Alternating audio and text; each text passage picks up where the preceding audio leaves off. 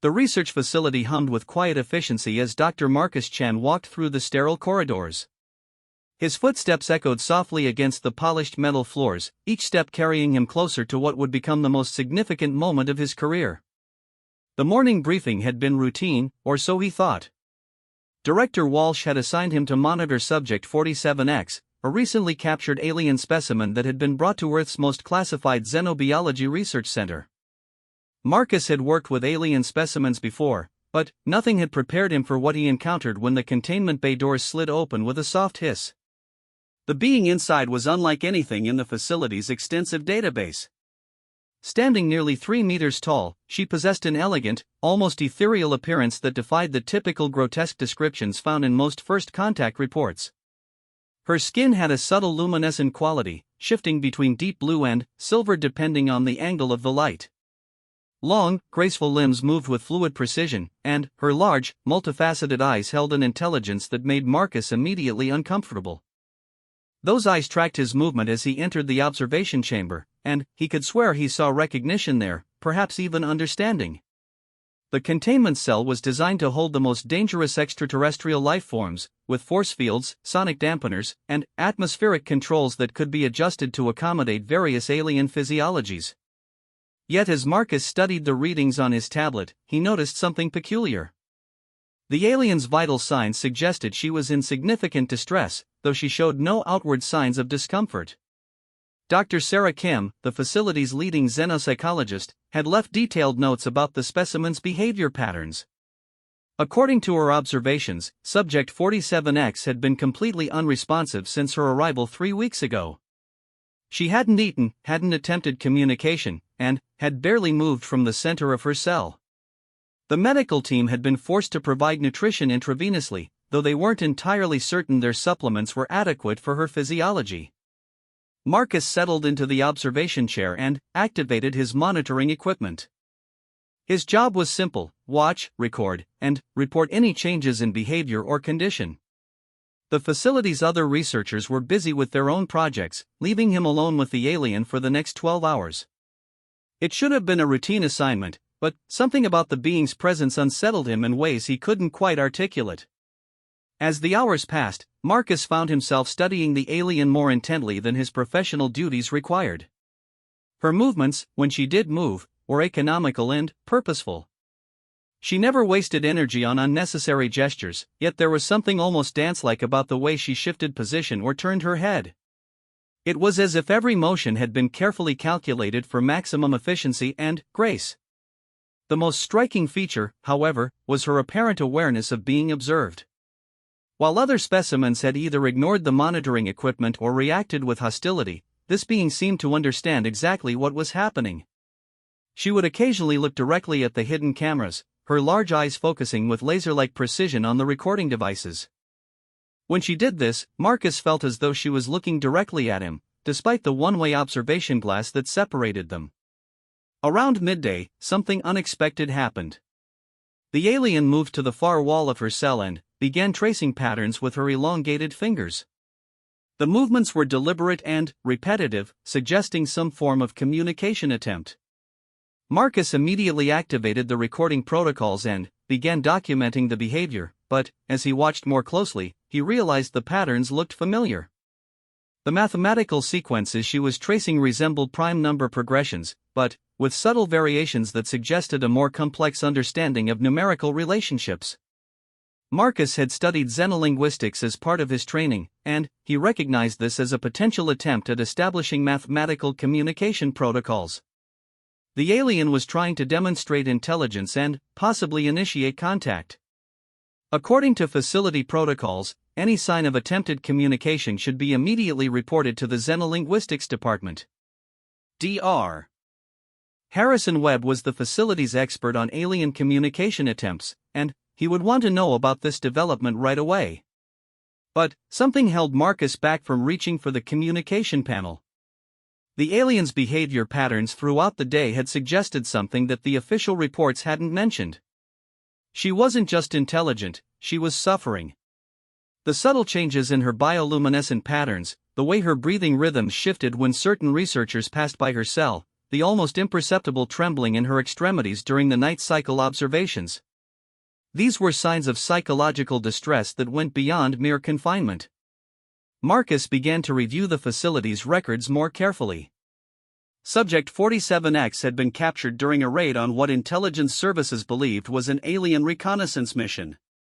The operation had taken place in the outer asteroid belt, where long-range sensors had detected an unidentified craft conducting what appeared to be mining operations on a resource-rich asteroid. The initial contact had been violent. The alien vessel had not responded to communication attempts and had apparently tried to flee when approached by Earth's patrol ships. During the pursuit, the alien craft had suffered significant damage, and only one occupant had survived the crash landing in the facility's capture bay. That survivor was the being Marcus now watched through the observation glass. As he read deeper into the files, Marcus discovered details that hadn't been included in his briefing. The alien ship had contained sophisticated scientific equipment, including geological survey tools and what appeared to be biological sample containers. The evidence suggested this wasn't a reconnaissance mission at all, but a legitimate scientific expedition.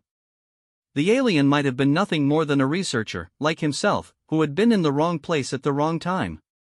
This revelation changed everything Marcus thought he knew about the situation. If the alien was a scientist rather than a military scout, then her confinement took on an entirely different moral dimension. She wasn't a potential threat to be contained and studied, she was a sentient being who had been captured while conducting legitimate research. The afternoon brought a shift change, and Marcus was joined by Dr. Patricia Voss, a behavioral analyst who specialized in alien psychology.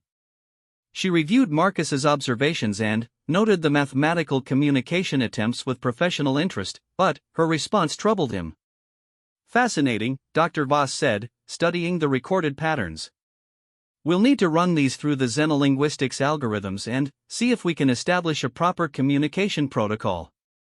Dr. Webb will be very interested in this development.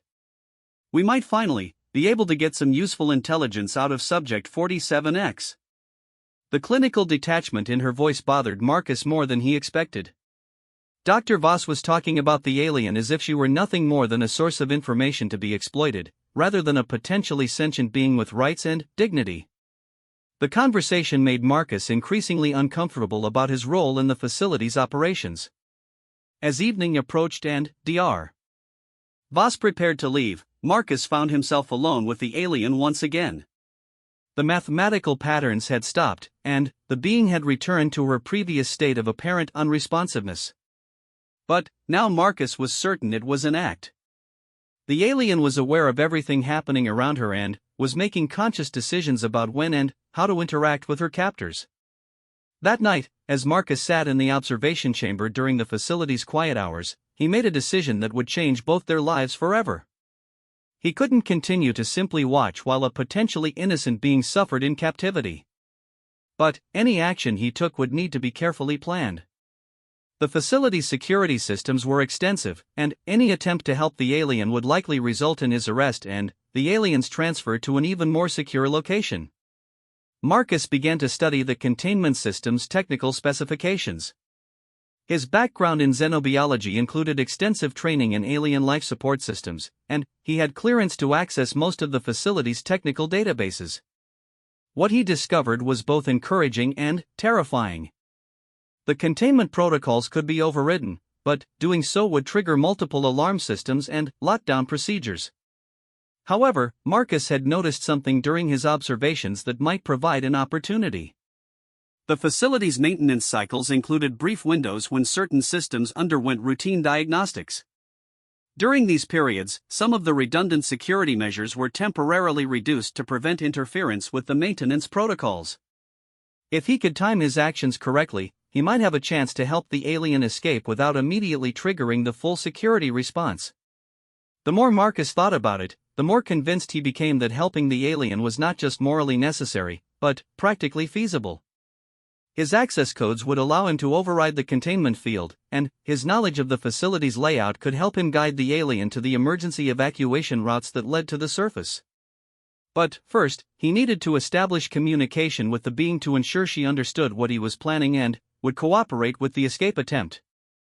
The mathematical patterns she had traced earlier suggested she was capable of understanding complex concepts, and her apparent awareness of the surveillance systems indicated she might be waiting for exactly this kind of opportunity. Marcus spent the rest of the night developing a plan. He would need to wait for the right moment, when the facility was operating with minimal staff and the maintenance cycles provided the necessary security gaps. He would also need to find a way to communicate his intentions to the alien without triggering the monitoring systems that constantly analyzed their interactions. The next morning brought a new set of challenges. Director Walsh arrived early and requested a full briefing on Subject 47X's recent behavior changes. Marcus found himself in the uncomfortable position of having to report the mathematical communication attempts while concealing his own growing sympathy for the alien situation. "This is excellent progress, Dr. Chen," Director Walsh said, reviewing Marcus's overnight observations. "Dr. Webb will be taking over the communication protocols immediately. We're finally going to get some real intelligence out of this specimen." The casual way Director Walsh referred to the alien as a specimen rather than a being reinforced Marcus's conviction that he was making the right choice.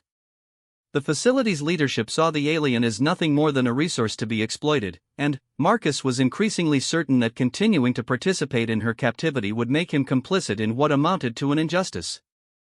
As Dr. Webb arrived to begin the communication protocols, Marcus realized his window of opportunity was rapidly closing. Once the xenolinguistics team established formal contact with the alien, the level of scrutiny and security around her would increase dramatically. If he was going to help her, it would have to be soon. The alien seemed to sense the change in atmosphere as Dr. Webb began setting up his equipment.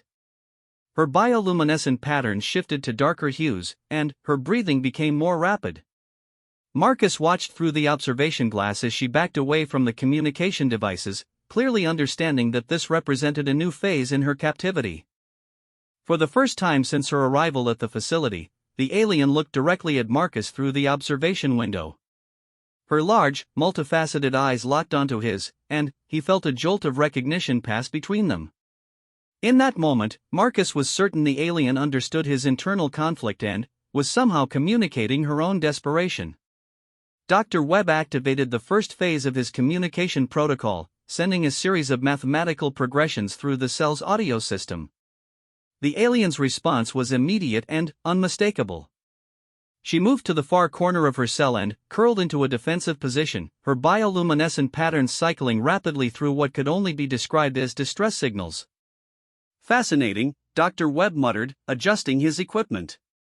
"She's definitely intelligent, but she seems to be exhibiting fear responses to our communication attempts. We'll need to adjust our approach to account for potential psychological trauma from her capture." Marcus felt sick listening to Dr. Webb's clinical analysis. The man was discussing the alien's obvious terror as if it were simply another data point to be recorded and analyzed. The disconnect between the facility's scientific objectives and basic moral considerations was becoming impossible for Marcus to ignore. That evening, as the facility settled into its night cycle, Marcus made his final preparations. He had identified a 30-minute window during the next maintenance cycle when he could override the containment systems without immediately triggering a full lockdown. He had also prepared a small device that would help the alien navigate the facility's corridors once she was free. The device was officially a portable atmospheric analyzer, standard equipment for xenobiology researchers working with diverse alien physiologies. But Marcus had modified it to include basic translation software, navigation assistance, and communication protocols. If the alien was as intelligent as he believed, she would be able to use the device to understand his intentions and find her way to freedom. As the maintenance cycle began and the facility's security systems entered their diagnostic phase, Marcus activated his override codes and disabled the containment field. The alien immediately noticed the change, her bioluminescent patterns shifting to brighter hues as she approached the invisible barrier that had held her captive for weeks. Marcus activated the intercom system and spoke directly to her for the first time. "I know you can understand me," he said quietly. "I'm going to help you get out of here, but we have to move quickly." The alien's response was immediate and heartbreaking. She moved to the cell door and placed both hands against the transparent aluminum barrier, her eyes fixed on Marcus with an expression of desperate hope. In that moment, Marcus realized he was looking at a being who had given up all hope of rescue and was seeing her first chance at freedom in weeks. Marcus quickly explained his plan, using simple language and gestures to communicate the route she would need to take to reach the surface. He passed the modified analyzer through the cell's material transfer port and watched as she examined it with obvious intelligence and understanding. The alien activated the device's translation software and spoke for the first time since her capture. Her voice was melodic and complex, with harmonic overtones that suggested a sophisticated vocal structure. The analyzer's speakers crackled as the translation software processed her words. "Why are you helping me?" Marcus looked into her large, intelligent eyes and gave the only answer that mattered, "Because it's the right thing to do." The alien stepped out of her cell with cautious grace, her movements fluid despite weeks of confinement. Marcus watched through the observation window as she tested her freedom, stretching her long limbs and examining the corridor beyond her prison. The translator device he had given her chirped softly as she spoke again, her melodic voice filling the quiet space. "My name is Zaradine of the 7th Exploration Caste," the translation came through clearly. "I am a geological researcher studying mineral compositions in this star system. My capture was unexpected." Marcus felt his heart sink as his suspicions were confirmed. Zaradine was exactly what he had feared, an innocent scientist who had been in the wrong place when Earth's military forces encountered her research vessel. The knowledge that she had been imprisoned and studied for weeks, simply because humanity's first instinct was to treat the unknown as a threat, made him even more determined to help her escape. "We have maybe 20 minutes before the security systems finish their diagnostic cycle," Marcus said, speaking directly into the intercom. "The route I programmed into the analyzer will take you through the maintenance corridors to an emergency exit. From there, you'll need to reach the landing platform where they keep the smaller research vessels." Zaradine nodded, her large eyes studying the device's display screen. Her intelligence was obvious as she quickly grasped the facility's layout and began planning her escape route. But, as she moved toward the corridor entrance, she paused and looked back at Marcus through the observation window. "What will happen to you when they discover what you have done?" she asked, her translated voice carrying genuine concern. Marcus had tried not to think about the consequences of his actions. Helping an alien prisoner escape from Earth's most secure xenobiology facility would certainly end his career and likely result in charges of treason. But, looking at Zaradine's graceful form and knowing what she truly was, he couldn't bring himself to regret his decision. "Don't worry about me," he replied. "Just focus on getting back to your people safely." Zaradine studied him for a long moment, her multifaceted eyes reflecting the corridor lighting in complex patterns. Then, she did something unexpected. She pressed her palm against the observation window, directly opposite where Marcus sat.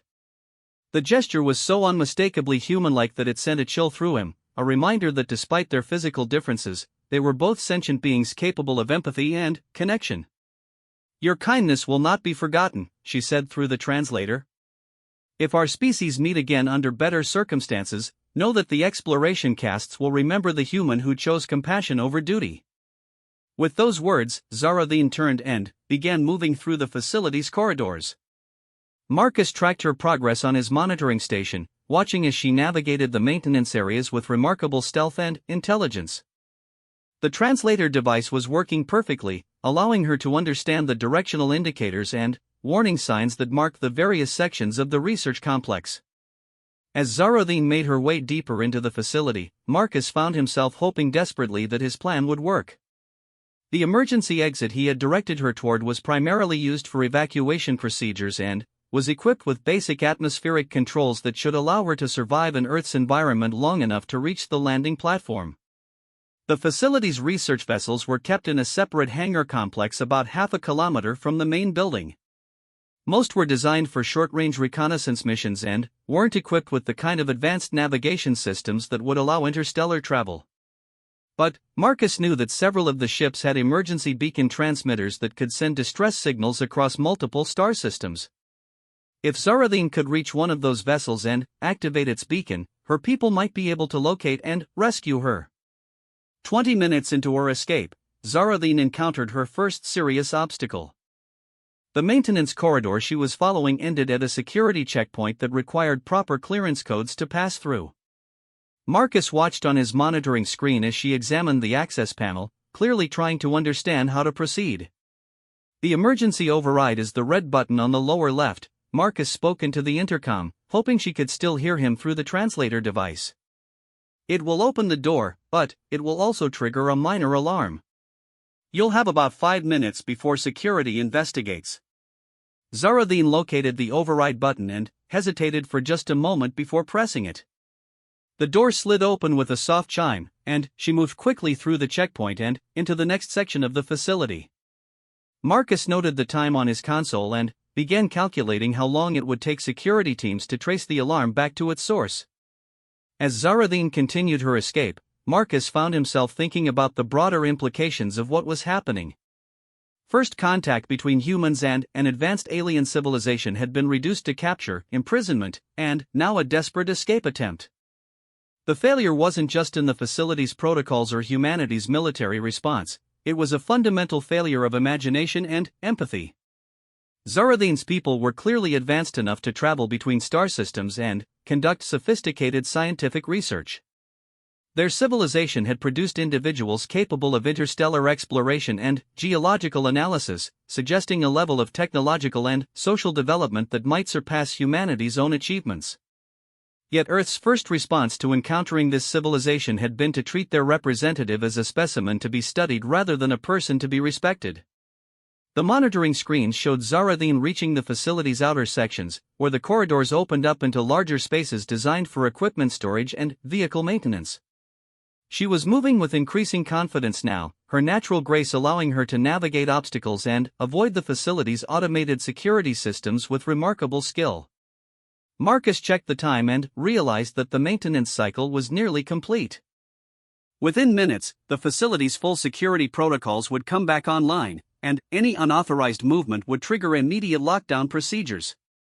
Zaradine was close to the emergency exit, but she would need to move quickly to avoid being trapped when the systems reactivated. As if sensing the urgency of her situation, Zaradine began moving faster through the maintenance areas. The translator device showed her path clearly, and she followed Marcus's planned route with precision and intelligence.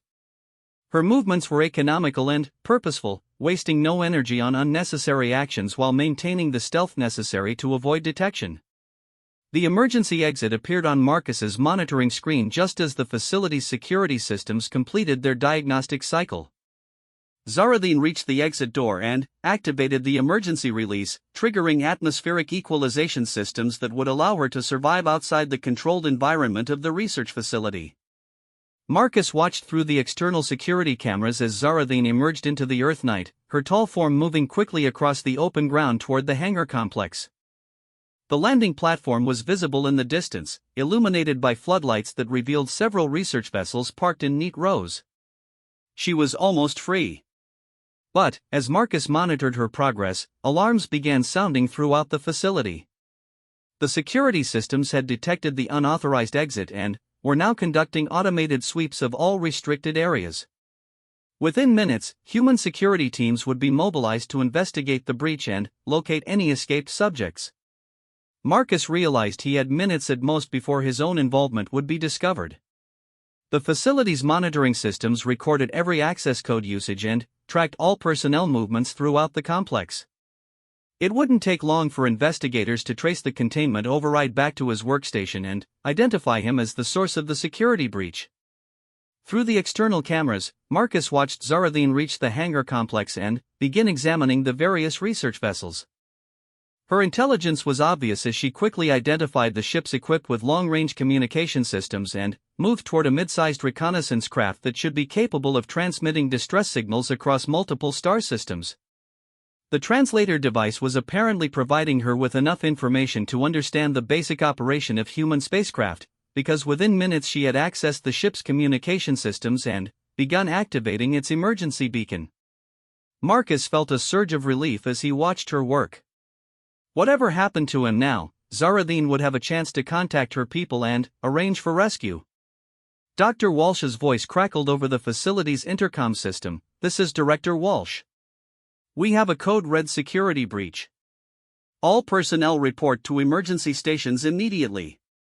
Subject 47X has escaped containment and is considered extremely dangerous. Marcus felt sick listening to the announcement. Even now, with Zaradine clearly attempting to simply leave Earth and return to her people, the facility's leadership was characterizing her as a threat. The disconnect between reality and official perception was complete, and Marcus realized that even if he tried to explain his actions, no one would understand his motivation. Security teams were now mobilizing throughout the facility, their communication chatter audible through Marcus's monitoring equipment. Search teams were being dispatched to all possible escape routes, and the hangar complex would be surrounded within minutes. Zaradine's window of opportunity was rapidly closing.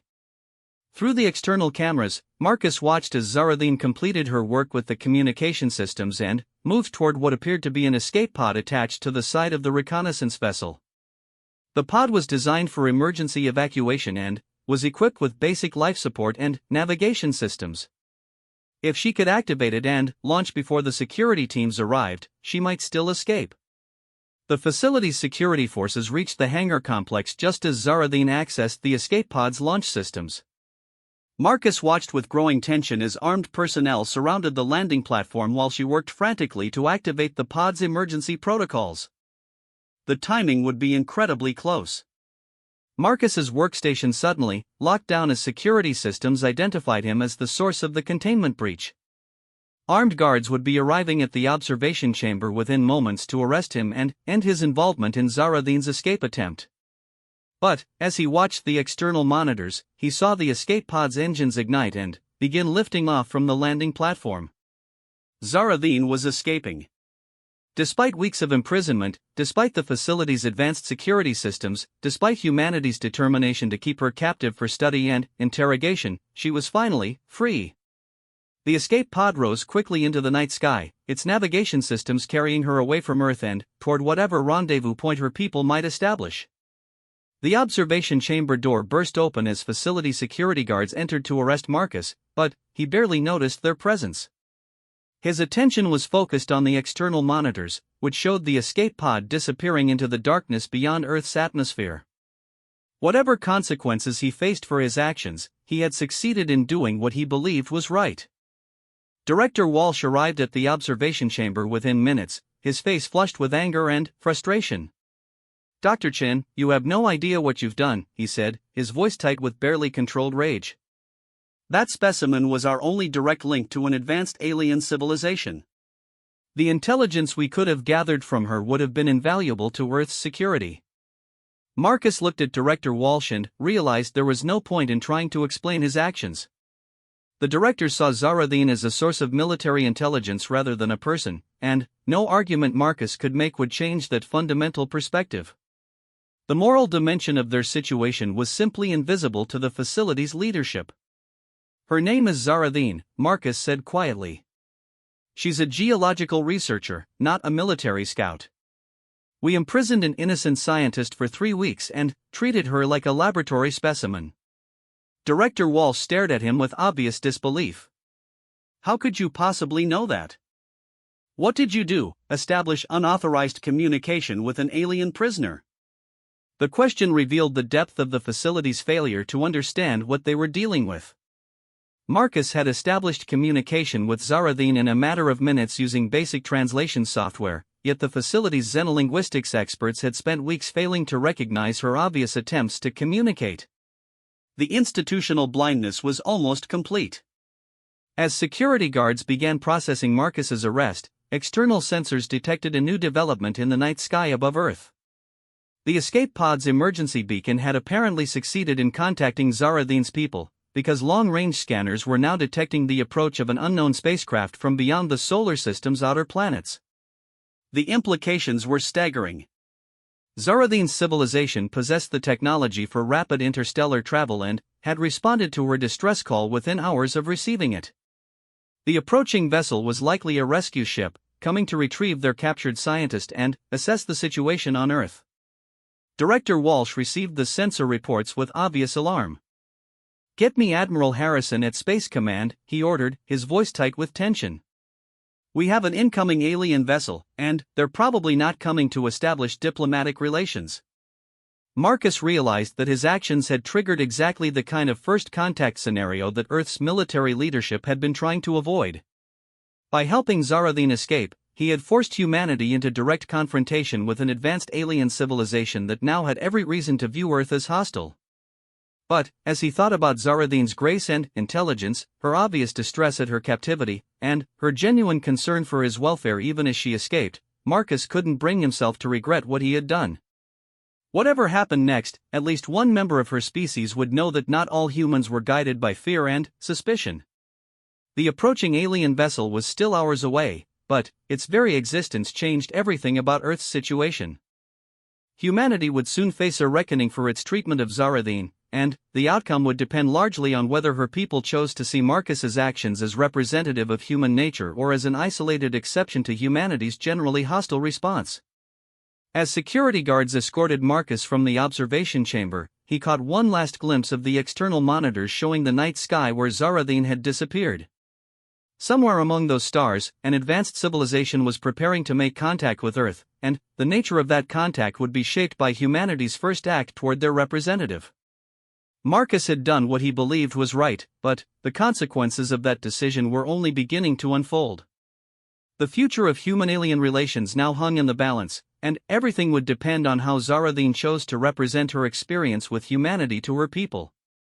3 days after Zaradin's escape, Marcus found himself in a maximum security detention facility, waiting for what the military authorities called a debriefing, but what everyone understood was an interrogation. The alien vessel that had appeared in Earth's outer system had not approached the planet directly, instead taking up position near Jupiter where it maintained what appeared to be a defensive posture while transmitting complex signals toward Earth. The signals themselves had confounded Earth's best cryptographers and linguists. Unlike the mathematical progressions that Zaradin had used in her initial communication attempts, these transmissions contained multiple layers of information encoded in ways that suggested an extremely sophisticated understanding of information theory and communication protocols. Humanity's attempts to respond had been met with what could only be described as polite acknowledgement, followed by continued waiting. Admiral Harrison, the head of Earth's Space Command, arrived at the detention facility to personally conduct Marcus's interrogation. The man's bearing suggested someone under enormous pressure, dealing with a first contact situation that had spiraled far beyond anyone's original planning or preparation. Dr. Chen, Admiral Harrison began, settling into the chair across from Marcus in the sterile interrogation room. I need you to understand the gravity of our current situation. That alien vessel out there has technology that makes our most advanced ships look like canoes. They could destroy every major city on Earth without breaking orbit around Jupiter. Marcus looked at the Admiral with steady eyes. But they haven't, have they? They're waiting. Probably for Zaradin to report on her treatment while she was our prisoner. Admiral Harrison's expression darkened. That's exactly what we're afraid of. You may have inadvertently started a war by helping that specimen escape. We need to know everything about your interactions with her, every detail of how you communicated, and any information she might have shared about her people's capabilities or intentions. The interrogation continued for hours, with Admiral Harrison and his team of intelligence specialists probing every aspect of Marcus's decision to help Zaradin escape. They wanted to know about her mental state, her apparent technological knowledge, her physical capabilities, and, most importantly, her likely assessment of humanity's character and intentions. Marcus answered their questions truthfully, describing Zaradin's obvious intelligence, her distress at her captivity, and her genuine concern for his welfare even as she escaped. But he could see that his descriptions only increased the military leadership's anxiety about the current situation. You're telling us that this alien was emotionally sophisticated enough to form some kind of bond with you during her escape, Admiral Harrison said, his voice tight with concern. That suggests their species is capable of complex psychological manipulation. How do we know her apparent gratitude wasn't just a performance designed to make you more cooperative? The question revealed the fundamental disconnect between Marcus's understanding of what had happened and the military's interpretation of the same events. Where Marcus had seen evidence of Zaradin's essential humanity despite her alien nature, the interrogators saw potential evidence of advanced psychological warfare capabilities. On the fourth day of Marcus's detention, everything changed.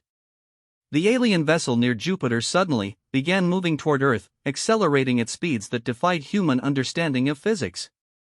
Within hours, it had crossed the solar system and taken up position in Earth's orbit, its massive form visible to ground-based observers as a bright star that moved across the sky with deliberate precision.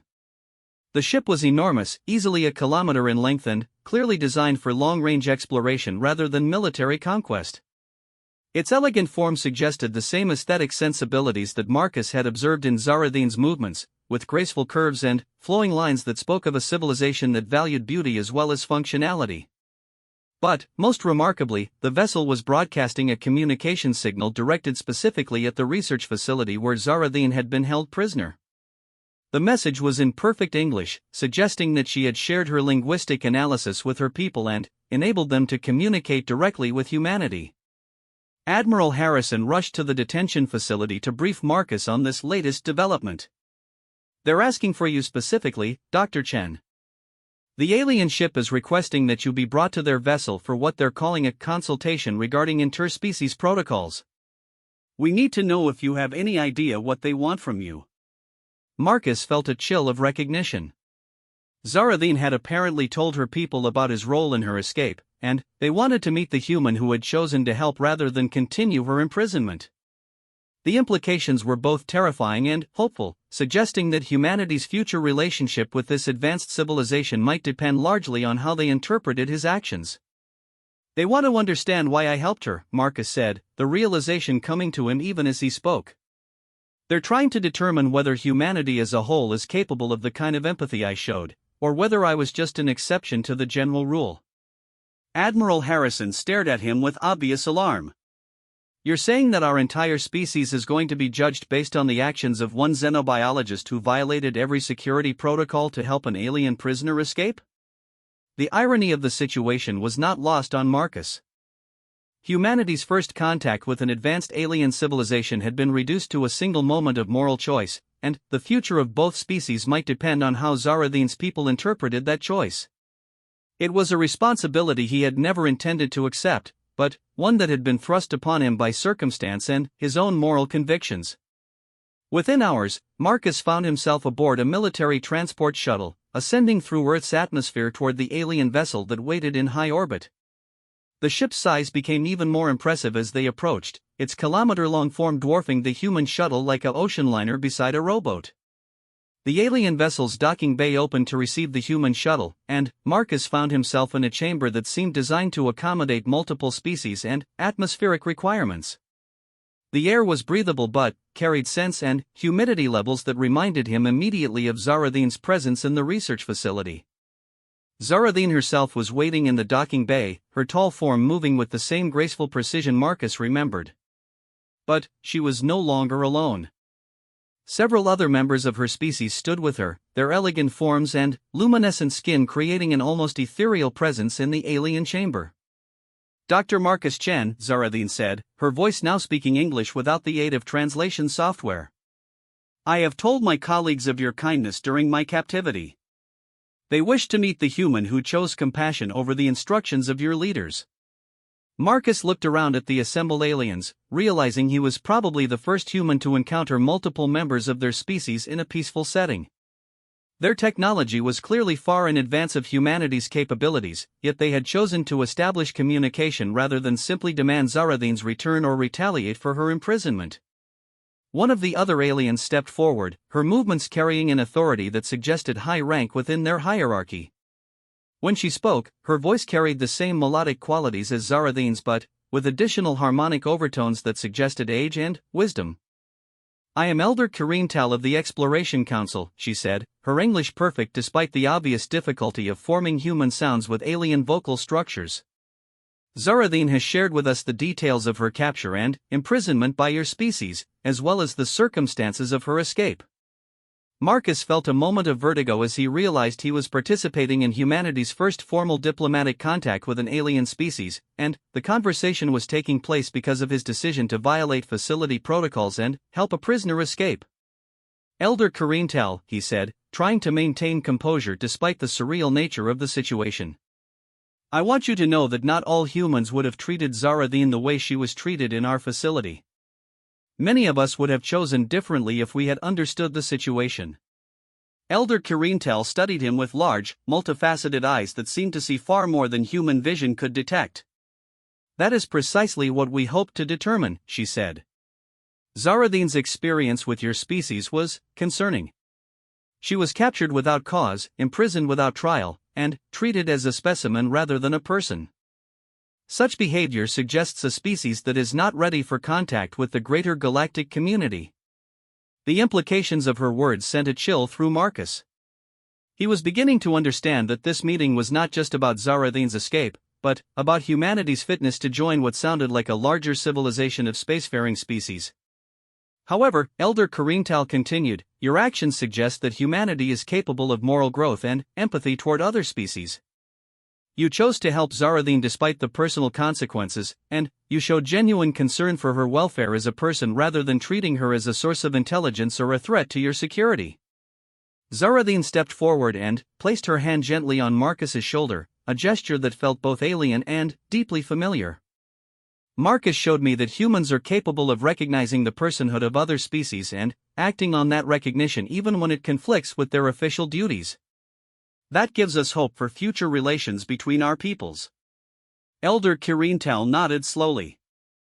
The Exploration Council has been observing your species for some time, waiting for evidence that humanity was ready for formal contact. Your military's response to encountering Zaradine was disappointing but not unexpected for a young species still learning to see beyond its own perspective. Marcus realized he was being given a glimpse into a much larger situation than he had ever imagined. Humanity was apparently being evaluated by a civilization that had been watching Earth's development, waiting for signs that humans were ready to join a galactic community of intelligent species. What happens now? Marcus asked. Will your people make formal contact with Earth's governments?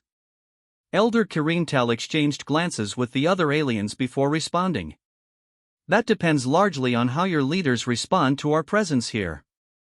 We have made it clear that we come in peace and wish to establish diplomatic relations, but we have also made it clear that any attempt to treat our representatives as prisoners or specimens will result in immediate termination of contact. The alien leader's words carried an unmistakable warning. Humanity was being given a chance to establish positive relations with an advanced spacefaring civilization, but that chance came with clear conditions about how aliens would be treated if they visited Earth. Zaradine has agreed to serve as our ambassador to your species, Elder Kirintel continued. She will return to Earth with you and begin formal diplomatic negotiations with your government leaders. Her experience with both the hostility and kindness of humans makes her uniquely qualified to help both our species understand each other. Marcus felt a surge of relief and hope. Zaradine would be returning to Earth, but this time as an official ambassador rather than a prisoner. Her presence would force humanity's leaders to confront the moral implications of their first contact protocols and hopefully lead to better policies for future encounters. There is one more thing, Elder Kirintel said, her attention focused directly on Marcus. The Exploration Council would like to offer you a position as humanity's first interspecies relations specialist. Your actions have demonstrated the kind of empathy and moral reasoning that will be essential for successful contact between our civilizations. The offer was staggering. Marcus was being invited to serve as a bridge between humanity and an advanced alien civilization, helping to establish the protocols and understanding that would guide future relations between the species. It was an opportunity beyond anything he had ever imagined possible. I would be honored to serve in that capacity, Marcus replied, his voice steady despite the magnitude of what was being offered. But I think humanity needs to earn the right to such cooperation through its treatment of Ambassador Zaradine and any other visitors your people might send. Elder Kirintel's response carried what Marcus could only interpret as approval. Your caution is wise and encouraging. A species that is eager to accept benefits without proving its worthiness is not ready for the responsibilities that come with galactic citizenship. Over the following hours, Marcus found himself in detailed discussions with the alien delegation about humanity's readiness for contact and the conditions that would need to be met for formal diplomatic relations to proceed. The conversations were complex and, sometimes difficult, touching on issues of sovereignty, technology transfer, and the moral obligations that came with knowledge of the larger galactic community. But, throughout the discussions, Marcus was struck by the fundamental reasonableness and wisdom of the alien representatives. They were not interested in conquering or exploiting humanity, but they also would not tolerate being treated with the kind of hostility and suspicion that had characterized Zarathin's initial capture and imprisonment. As the meeting concluded, Zarathin approached Marcus with what he had learned to recognize as her expression of gratitude. "You have given both our species a chance for friendship rather than conflict," she said. "That gift will not be forgotten by either of our peoples." The shuttle flight back to Earth was surreal, with Marcus accompanied by Zarathin in her new role as official ambassador from her civilization. The world they were returning to would be forever changed by what had transpired in orbit, and humanity would need to learn quickly how to interact with species whose technology and wisdom far exceeded their own. Admiral Harrison was waiting when their shuttle landed, his expression a mixture of relief and apprehension.